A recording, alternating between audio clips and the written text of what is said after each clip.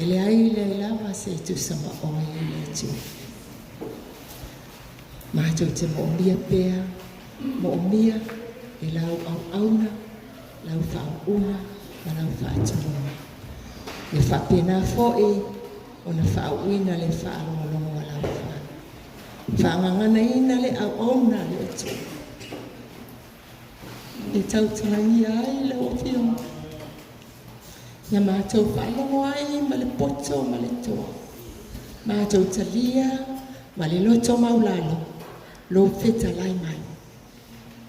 A unga le nei launga. Po ilava ia te oelo vi inga. Ona o Yesu. Amen. Whafta ia tu le sunga le whapea ngainga. I le ava noa o maua tu ina mai ia te au. O te tūla ia tuai i le nei tae au. O te au auna ia te oe e ala i le upua le atu. Ma le a tātou. Ma o se tusi e au mai ai se upu le nei tae au. Mai le tusi le na Paulo i le ekalesi e Filipi. Filipi e tolu o te whaitauina le whai upu e whalu. O na tātou whaitau whaatasia i leo le se fululua e o i le se fulu ma le whaa. Filipi e tolu o te whaitauina le whai upu e whalu. O na si i leo le tātou whaitau whaatasi se fululua i le se fulu ma le whaa. O le nei fo'i e moni lava. O lo manatu ua lea o ngā mea uma lava. O na o le siri siri ete ese o le poto i la keriso Yesu lo wali. O na o ia wa o whaalea o ngā ina mea uma. Wa o manatu o ota lava ia mea ina ia o maua keriso. Sfulua i sfulfa. Po ua o ato atoa na le lenge. A o te tau sisi a te pea, pe mawhai o na o maua o le mea na maua ia o i te riso Yesu. Le au soe, o te le manatu ua o maua. A le mea e tasi o te whaia, o te whaangalo i mea o i tuanai. O te momo e puna wa i foi i mea o manai. O te tau sisi atu le whailonga. Ia maua ai le tauina wala awina ia o mai lunga e le atua ia ke riso Yesu. Whamania le atua i le tātou whaitau ma whaalongolongo ia nā whionga pa ia le nei taia. Wai upuna ai sifurua i le sifuruwha. O loo au mai ai e le apostolo Paulo. Le sini au tu. O loo tuli loa ina pea ina ia fōlinga ia ke riso Yesu e tupu ai lona ola whaaleanga. O le whaitauina o tusia Paulo, po epistles, po letters, e te malama ma o malama pe a whaitau le tusi ato. Leanga o le tusi, it's a letter. Mai le tusi le tangata ia te oi, e le mawhaina e tanga piki mai ngā le leina e kasi. E te whaitauina le tusi atoa, ina ia e loa po le ale mea lai mana o e le tangata le tusi mai. Amen. Ai, o le awa o masili, o na lo loto le au mai i tusinga ne e Paulo. I le soifuanga o Yesu ke riso. O le nai le tusi le nai lua i a Filipi 5 e o le sotas. Whaitawai pe a Yesu taimi. That's for another day. Ai whaitawai pe a maua so taimi. O lo o ta umai ai fo i tusinga i a Paulo. Le vāma la lata o le vāo Paulo. Mai Yesu. Lona vāma la lata ma lona ali. Amen. Ona maua i leo le tātou matua i le whai upuna e se fururua, le a whaangaina le whai upu e se fururua, e whai ai le tātou matua i nei tae au, e whaapea. E le peisea i ua o maua nei, po ua o ato atoa na le lei nei, a o te tau sisi atu pea, ia mawhai o na o maua o le mea na maua i au, e ke risto Yesu. O le tātou au tūle nei taia. Le tātou lau. Aua i te malie le mea nāua e iai. Aua le wha malie ina ngō fielo loto i le mea le nāua e iai. Le anga e to o tele le au kerisiano. Ua manatu. Ua lava lea. Ua wha o inga hao. Ua uiloa le ali. O le ala le si meo ke koe mga o iai. Le la usau wha iloa. Amen. A o le lu'i le apostolo Paulo. Whai mai. E le i kai la vonga kākingi. Amen. O te sa ili pea. O Paulo. Masalo po le afo le whianga inga fō. Nga kusi e Paulo. Amen. Se fulu kolu le au wha e tusi na e tā uana tusi e Paulo. A olo o whaafi na wina lo na si fulu wha o le tusi o le tusi ia e peru. Ala e whaapea ni sin tusi e Paulo. Lo na winga. A kula e ma e peru pe a whai o le sa o le nā. Ia ua o wako. Le whianga inga fō mi tusi e Paulo. A le taimi lei, koe a afa. O le tusi e whianga inga fō. Le tusi e Paulo. Lo na lua. O le apostolo nga wala au whaapikoa ia Yesu. Na e sau le tusi a ngānu e ngaiva. E apostolo. Wala au whaapikoa ia Yesu. E le whaapea na tūli mai ia Yesu. Se si au le wha ia Paulo. Ne ai. Na wala au whaapikoa Yesu. Ia Paulo. Lona tōru. Whaafia nga whale pui pui. Whaafia nga sasa. Whaafia nga kawoki. Ona o le tala inga le tala lelei. And he still says, ele i ako kua. O kele i maua lava. Whai mai, o te tau sisia tu pēa ina ia o mau keriso. Ano fo la le tangata ma, o le ala le isi keriso le wo. Wale, o le tōtele na, o le au kerisiano ia soni, ufa pēa ua lava. O le wingo le upu lea tau sisi lea sau wha Samoa i le tusipaia, tau sisi. A tu o le ngana na urua i tusia i le whenga inga fō, po le ngana e le. E te leo na winga. O le winga, o le tau sisi. E ma whaio na wha winga ina wha pēa. O ke wha ngoka pēa. O te kau sisi pēa. O ke kukuli pēa. When I say kukuli, o ke leo wha pēa kukuli lea. O le kukuli, o le whasamoa na o le upu hanti. Pei o le kulinga e le mangu o le mea e ai.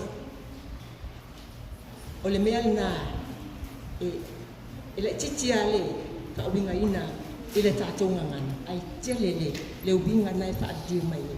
Na i tutonu le ngangana na urua i tusia i tuspani. Pei mai, o ke kukuli pea. O ke alu pea o ke sa ili. O ke kulei pea. Ina ia o maua le mea nga maua ia o e kerisa. Kala lea pau. Whai mai pau. O ke ka mo e pea. O ke le kai lawa o le kingi. Keep pressing forward. A whai tau a su e lau tusi le tusi na lua le Korenito. Whai upo e tolu e o le sifuru le bala. Lua le Korenito, whai upo e mata upo e tolu se furu ma le valu. O le nae e ta uma ia ina. E Paulo, wa le sifo e nātu sia Paulo. Le mea e mana o a Yesu ia te oe maa. Amen. O le lua le Korenito, mata upo e tolu, pai upo e se furu valu, o lea le a o fai tau nātu.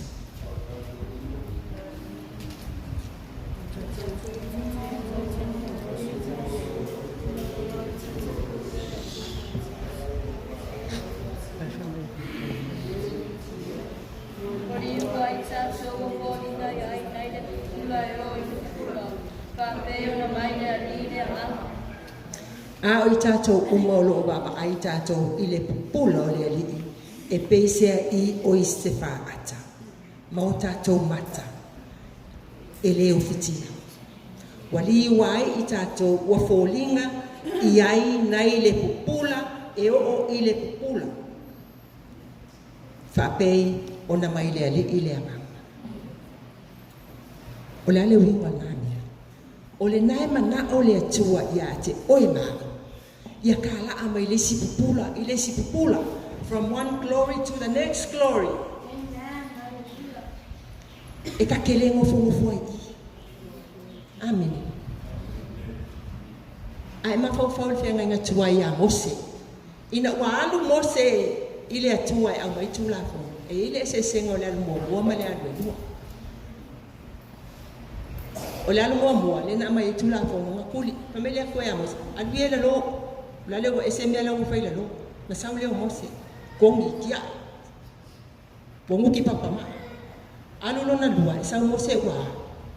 Wa fe fa ma Israel ba ya Mose ese a. Mai wa pula ma ka Mose. O le glory o le atua. E winga le iba ai kongu Mose I fofonga o le atua. A le glory o lo ma kasi ma le atua le fast food waso. Le wa pula ima ka Mose mai aba ba ya ko Israel. Wa fe. Kangole o Mose abi fo le mea o ka punga I wana. Abi fo le ie ka punga I mata. Po le alme wale na ese. Fa mai na alu Mose. Anga pongi fast food waso fast food po a fia mai mai atu. E sau. Fe fanga mai sala e ba ai. From one level of faith to the next. Ile fai upwe fitwe o le sulu walu le tusi ale a korinito. Tusi le to a e fai tauai. O le na e fautua mai ai Paulo. O le veli le na po le pupune nana tu I mata o Mose. Na tā kunia ai ia tangata mai le vaava ai atu I le mamalu o le amo from the fading glory. La wairo o le mamalu nasa ia Mose fai mai o le amo le glory na fianga ngatu. The old covenant, I'm not talking about the fianga ngwaile. Le fianga ngatu waia le atua malona nu. O le fianga ngafo. E nai sa le tusia mata I o se uno. Nan fa le fianga ngafo ke riso. Na baba ai ni si so o Yesu. Isina me chichi ya o le mamalu le atua I mo le maua. Le na fesu na Yesu. Just a glimpse of His glory. Le foi nga ai ai Paulo mo pala awinga ile ala itamsi. Aya, benga pa u ila mar sufangu. Ile impa. Ka waso ya so ko. That's how glorious God is. E mana ole atua awaka ko ke mo fu I le. Step out, step up and step forward. Amen. We are no, we are supposed to move forward. Fai mai le tala ale apostolo Jacob. O le fakoku. Ale nge walwenga. Wa make lo fakoku. What does that mean?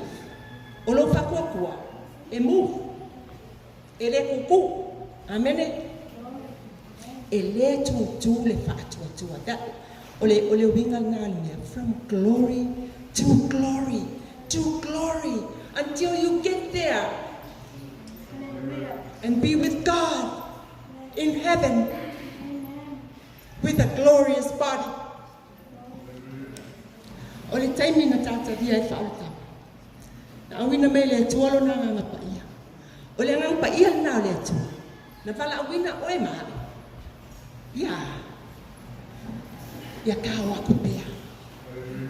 He shows us and reveals to us His word by revelation, through revelation. As if you seek the Lord. Amen. It is progressive. Ina tai loa tili Yesu ma ko linga ya te ia pe o mele na una wai ko e fa solo le fa ilo mai ele tu o ia e ui la malai na na le mawhai e oe maa o ngāwa ai le ato ato le atua o le atate iai nei. E mawhai lava e oe maa. Ona tā fili, we can choose. E ka kala ako ka loto ia te ia. E ta tala atu ia te. We can choose. Peo ni nai sau tu se whaalinga e lua. Mta au koe wha. Ele se kawa ai i le glory leo le atu. Pe a kako whaasanga i ma le atu. But o le keimire ngei, e fili lava oe ia maa. E ka kala ko ka ua i le aku. Ia tai loa tili ai, lona fina malo, malona alofa, mo le lakulanga. Amen. O wana i malo, o lea lava inga lua le akua ia i ka ua, ele i maa. Pa mele lo minga fo, lea le tusina Filipi e lua, sifuru tau. Pa mele lo minga fo, ia o tau ngalua ina pea lo tau fa o le tanga, malinga tete. O le winga le upule na o le ngalua ina pea. Ngā lue pea se i o ile i unga, kiri pe kolu, pei upe si ufana e sa wai, te mai, i tala pau, o ke kau sisi pea. Ia o maua le whailunga, ngā la i o ngā bala au ringa mai a o mai lunga, amene. Au wai te malie, i le mea le nā ua e iai. Keep pressing forward. Neu a tātou ua le whailunga le mana o ai pau, ia tā fōlinga, i le ali. Se whaitau mai le tusi a Roma e valu, lua se fulu iwa, e o le tau se fulu. Roma e valu, lua se fulu iwa, e o le tau se fulu o le a o whaitau atuna. A wā o e na sila fia ia ana mua, wa ia tau fia ana mua foe, ia fōlinga i la tau ilona alo, ia fōlinga i a te ia, ina ia abea o ia maulu matua, firstborn, o le au uso e to tēna. Tolu se fulu. O e na tō fia na mua e ia, ua wala awina fo'i i la tō ia. O e ua wala awina e ia, ua ta wami o tonu wina fo'i i la tō ia. O e ua ta wami o tonu wina e ia, ua wha amanuia ina i la tō ia. E ke fia ia i vai mai. O le fasili na mota. E te fia iai le au wala au wina lea.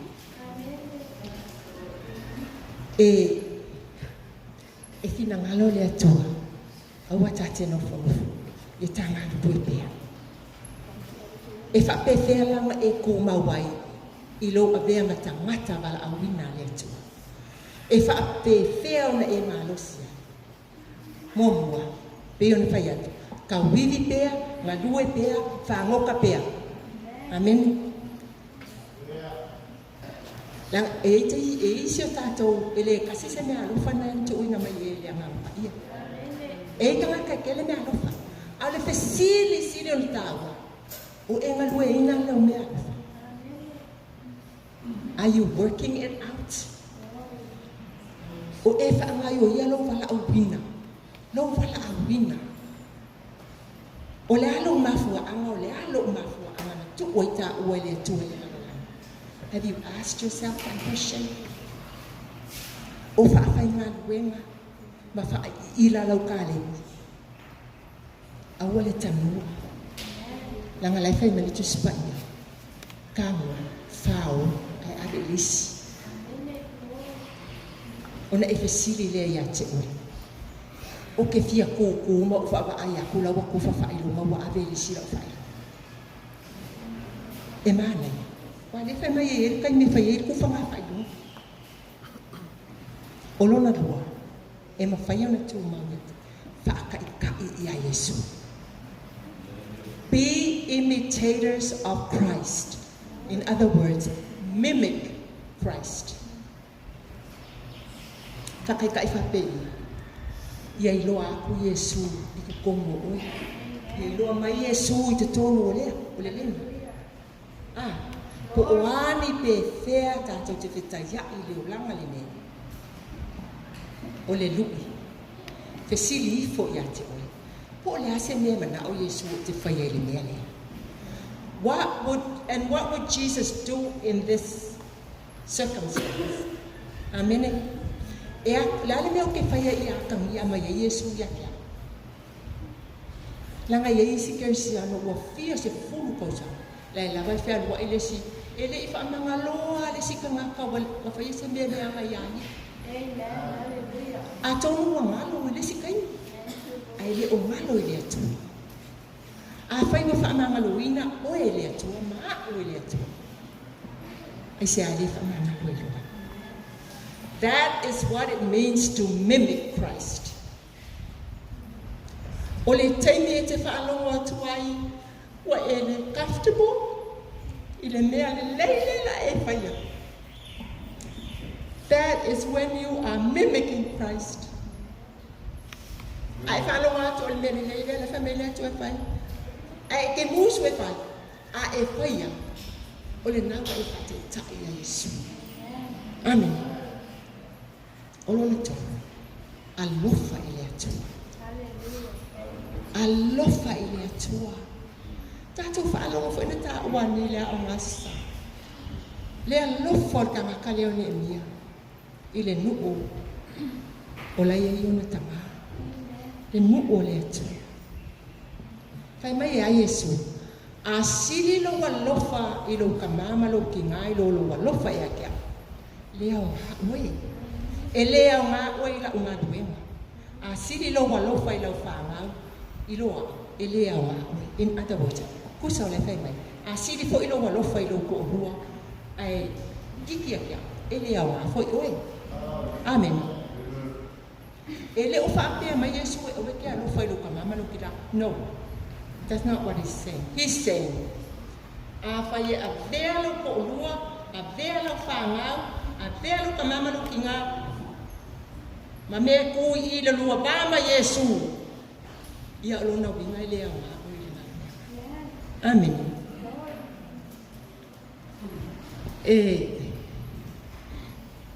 Olo lofa ia Yesu. It is your love for Christ that causes you to step out of your comfort zone. Langa yeli stangata ua mafana fana lava liana ye. Wa le fia la ala sisi. Olo lofa ile atua. E mawhai e ona e la I whafo, ma e la a iluma. E sa o tā ua tasi tatoa o ngā asasa. O le mea tasi na turi loa Yesu ia Petero. E ke alofa ia ke au, ia Yesu. Wa lewa I loa lele, o sila fia le Yesu. Alofa pekenu ia ke ia. E le leile kausinga man whapanga inga o langa lafu mamoi. Amen. Pe a lofa pekere. He didn't say pekere. Ai alofa ia mamoe ko ama whawhanga makusi. Le ai. Mai a Yesu. E ke alofa ia ke au. Whawhanga ako mai mamoe. That's what he wants us to give him our love. Na facilitasi awa o tu la fono e Yesu o la liku la fono sili. Na mai a Yesu. Alofa ia. Alofa ile atua malo loto atua anganga atua ma losi a me uma ya ke alofa ile atua na e alofa le lo kwa amen ona tote sila fiele nena lona fa afiki oe ia ki oe amolo sa kaulo muli ya Yesu amen langa kalanga Yesu ka fiti o le ai awe ke mo fo sa ka lolis amo lo wa sa ka mo amen. Carry your own cross, not somebody else's cross. A o tātou whaawau pēr me tātou whaalo solo ona whoolinga ia Yesu pe a tātou whaia mea ia. We start to look more and more and more like Jesus Christ and less of the world. Amen. A o ka koiloa tili tātou sa ili a tili mo ia. O le a whapē ngā foi o ngā whaasolo mai pēr. Le whaafolinga. Le folinga o ka kou ia ke pe o ngau mai le apostol. A le a pe o le a kore le mua kwa le lalolangi. Whapewheo ka maua le mea le nau ke le apostol. Ngā lue, tau wivi, whangoka pēr. Lua, whakaikai ia Yesu. Tolu, alofa i le atua. Whaafiti oe i ate oe. Hamolo sākau. Muli le ia Yesu. Ngalue ia se ia umai.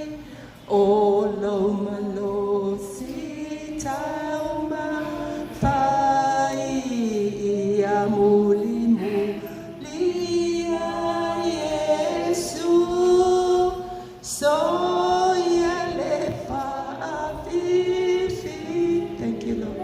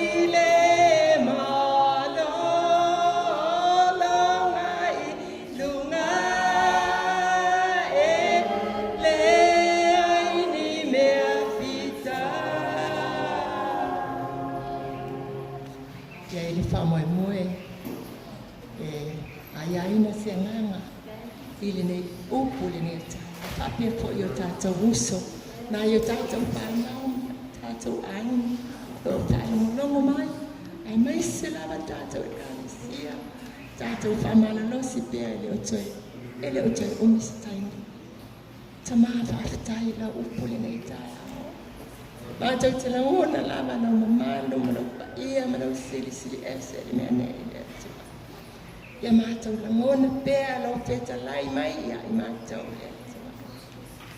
Pakitai le anoa wa mai e mawhai ai o na whaonga ina lo pine e whai mama amai o lau tara le leile nei tai au. Whamanuia lau au na manwhalitua, whamanuia lau whanga nuenga mlau e kālesia. Whamanuia na ia mātou o mama, mātou a inga o lo whapongfonga ma. Po ia te lebi inga ia te oe o na oe Yesu lea li o le ola lea li i manu mano. Amen, ma'ana. Wala awatu i le sunga whawhiangainga e na te wha lau tele le upo le atua le nei tai au. Whakatai lava mōlo wa wano.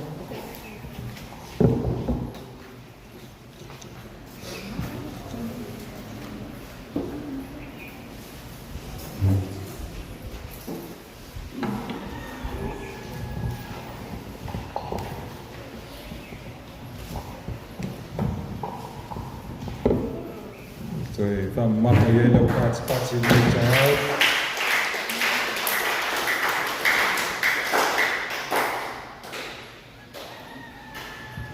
Maile au tu le fe au mo cha tu le nei cha. Awe te mani le men na we yai. Amen. Mana ye foi lo langa Paulo lu cha wi nei lu cha tu wo la au nei le tu.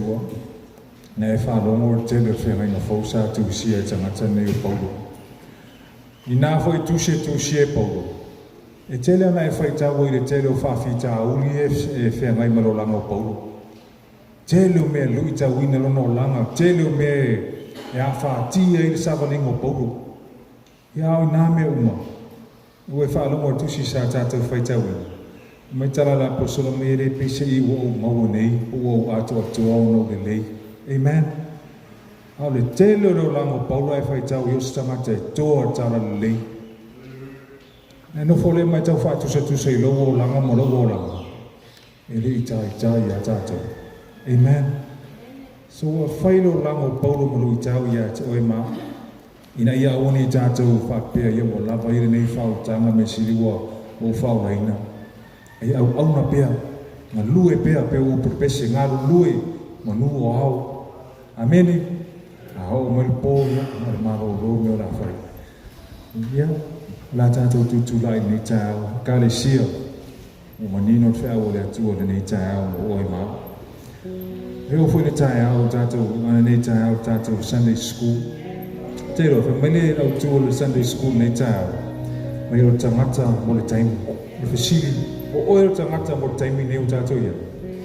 Ameni. A whi au i o tātou whaanonga nei tāu, mai le au ngā sāsi o mai nei tāu. O le whi au mo le taimi. Amen. E le ngata nei a vea oi matangata le taimi. A lau e whaanonga i whi au mo le taimi nei o tātou ia. Ia lui ta wina oi, ia whaamaro sia oi, e te tu lai pēr mai au auna. Yes, e ta ia i pēr mo whainga tā, mo whi tā. E le mei tā ngā toro pōpua mai teli. E te tau on tātou sāwa toi leo lai whaamau. Nā luinga tā nā pau. A vea pōpua ngā me whainga tā, e o mai ro tātou rama tā. Ma mea tātou te whapea toi. Lord, we need you more and more. Instead of saying, well, if you're yai, or out to so muri, we're supposed to say, Lord, we need you more and more. Wa ati ni ono mo mi o ile atua. Because au nomo e te le mo whaia. Ameni. So nei tai au na usua tu na usato. Pese mana i pese whalele. Ngānu lue manu o au. Rā tātou pese me nei tai au. E mawhau whea o le atua la ue whaalonga nei tai au. Ele ngata ina ia. Awa ne e malia ni mea na ue iai. Ia ka pena fut whea o le au ngasa. O tātou o tangata mo taimi. Amen. La ausu mai la ausu tātou pese lea, ia mai mawhawhau whi awa le tōre nei tai au. A e mō mia se ta tālo, ia te sau nei tai au leo whātou tua lea tua. O e whoi naro e mai mō mai le tātou live tu atu no loto i lea tua. Tātou pe pese whāta se upo le nei pese. Hallelujah. Io e ka le sia, lea la moro so i fua lea tua le te au au na mo au na iai. Ania te ia, na te whamaro sia oi, te me te vai vai ai, oi o longi o leo, e le moi e le tūle mai lava. Hallelujah. Hallelujah.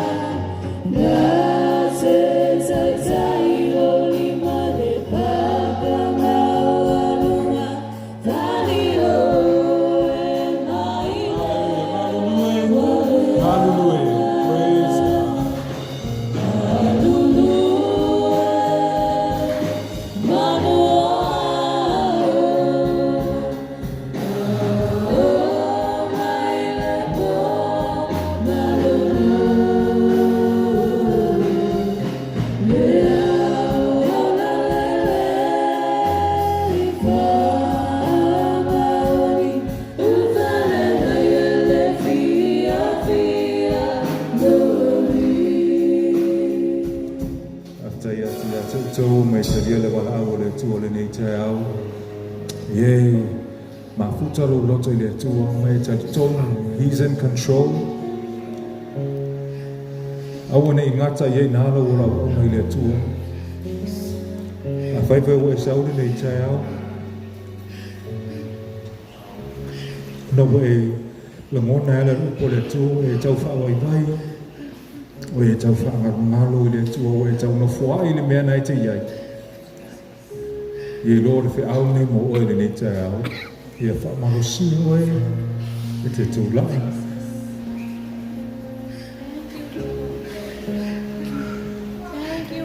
E au ona pele tū. E leo se e skengile nei tae au o tātou mawhtanga. E whi au mai ia o tātou whalomo ai. E whi au mo le taini. E nei a tāpina ina oe mo le taini le nei. Tu atu lau roto i le atu.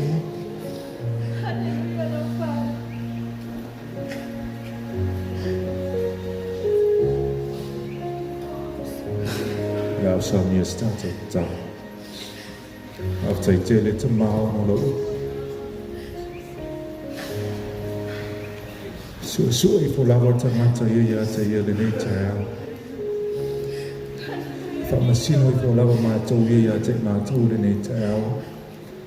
Fea maenga alo iai mātou i lau whea au marawa au yo mātou o langa. Po mātou no fua iai le tua. Po mātou tau wanga i tua. Po tu mau pēr le. E ustai lau upu mananga wak. Po mātou wanga i pēr lunga le tua. Po avea i mātou matangata le taini le atua o mātou tamau. O wala au ia te oe, o nongi lātou o mai lau wala au. Mo i lātou.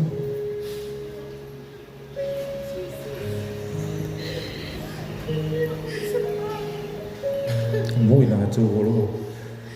Mau mai fwele nei sao ninga le atua. Nei a mātou o. A inga. Mai masan o mātou whaalongo i lau. Tama avei mātou.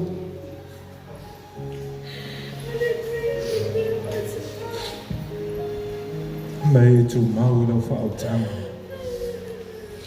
Ia mātou mana tua oe i aso uma le tua. Teimi e solonga le nei ai.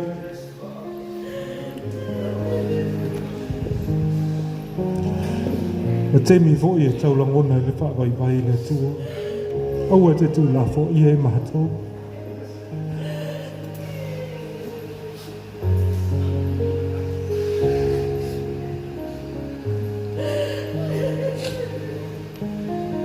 Soa soani mai o e ta maa. Ina i e mātou tū lai. Ina i a awane i mātou no fuai. Aia mātou whaonga ina mea lofa, o tā leni, o tō whinga le tua o e fua. Mātou te au nai a te oe. Posia i mātou ina lofa moni mai lau o fio le tua. Na ia whai pēr i mātou, ma whātaita inga le lei, i so se tasi le tua. Ia avea i mātou le tua mai e mau le nganga le whewha malo si ai o le tasi le tasi. O le nganga le whewha manga lo ai le tua. O le nganga le mafuta huta whaatasi lo mātou ta mā. Ina ia, tu mau mai pēla ua whio ia te mātou. O te tālo le tua mō lau whanau le wō mai ia te oele ni tai au. E anga le lei o la tau loto le tua. Lei lava se meo lilo lau si la whanga le tua.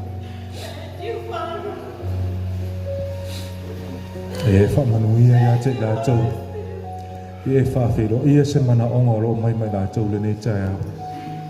E whapea fo i le tua na ia mātou pāanga le tua o lo maua mai le nei sounding.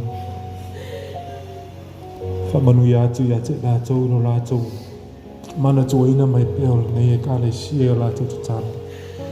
Ye fa manuia ya te la tō ono o lo la tō mafuta mai, ma la tō mata mai la hau le tua me se me mafutanga. Ye fa whelo ia se mana ongo i la tō le tua oa foi. Vaenga o lo langa o lo ui ei le tua, le nei vai tau. Fa manatu ia ila upu le o mato fa alongo le nei tau. Ye mato tu mau pe la o fio mo mato fa marosi. Au ni mato fa vai wa ile asu. Mato te toe tali ai. Me uma pio na mato ia ile nei la lo langi le tua. So Father, please help us to stand strong.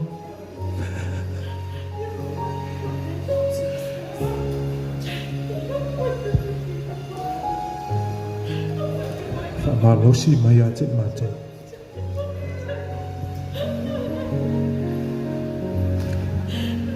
Awa mātou te mawhaia mea umarawa. I lau wha malosi mai Yesu Keriso. Amare lei le tua. I lau au nā lea sa whaia au ngaina lau au Yesu sā. O le sa taita i el tāpo inga lau whanau i o luma. Ma lau au nā sa tu lai a le whora ino lau. Ia i lau whau mana i nunga ia te mātou. Whai pēra tau ma wha manu ianga i lau e ka le sia. I le awa wino lau upu, e meso tō whinga o lau tūra i e le tua. Whai ma wha manu ianga i a te oe le tua. E lo la tau ngā wa i lau upu. Te mā, o la mātou ta tāro le nei tai au. Anga le leile te mo lo langi ina o vi inga, anga le leile media.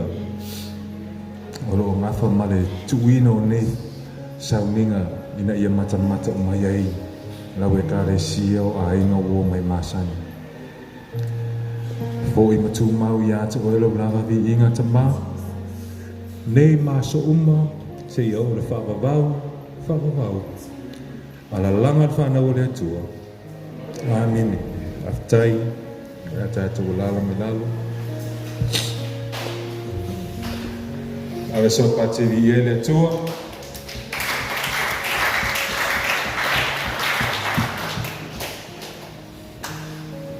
Ia whamanu ele tua tātou maftanga nei tai au. Aftai atu leo tau whamalosi.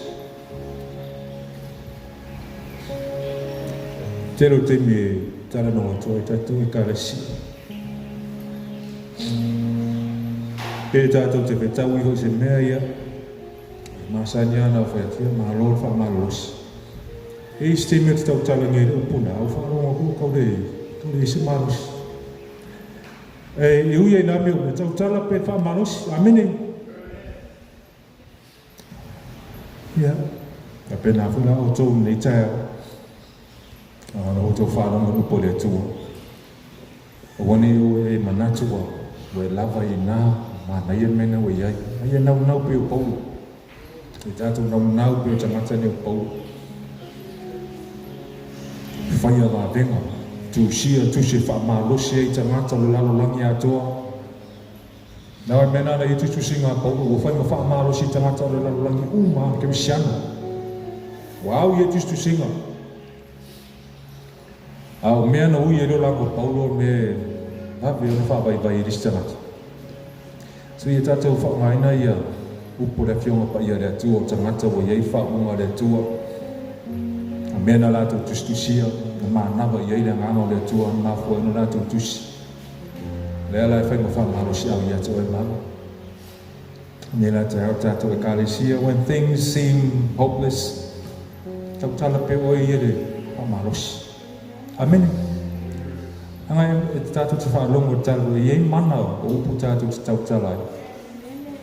So a o e temi e pe whauringa mai o le solonga le meo. Ke au e kau kare whawaiwai. Tau tala wha marosi. Anai tau tala whawaiwai. O mea nā raia. Tau tala so muri o mea nā raia. Te tau tala wha marosi. O le wha marosi au nā le upo le atua mo tātou ni tai. Mo le atu le nganga whaftai te le lawa tātou e kare sia. I ngā roenga le lei o lo whea ngai mautou, anga le lei mai e fōi so mātou a inga, e le isi meo rilo sila whanga le atua, whamuni a tele le atua i a tau, mawhtanga fōi mana i a tātou pāanga i rungo pe au re ea, fa malo ati atu tau le mafuta mana nei tai au ia fa manuia le atua ia atu au tatonu o fa manuia ina o nei tai au e ara lupo le atua ia tupu maora lupo le atua i o tātou o langa na ia sulungia Iesu Keriso me uma tātou te whaia amene ia fa malo atu tātou mafutanga whaftai atu i ofisa umar tātou e kāle sia ngā nunui whaftai atu o tātou au whainga ruenga me lo o tō langa o suat whi au ngā ruenga le atua ia au nei a manoa ia atu ina atu i loa ia o lo si mene arti a kono mas fosfolanga ia ona patu o le tātou sauninga nei tai au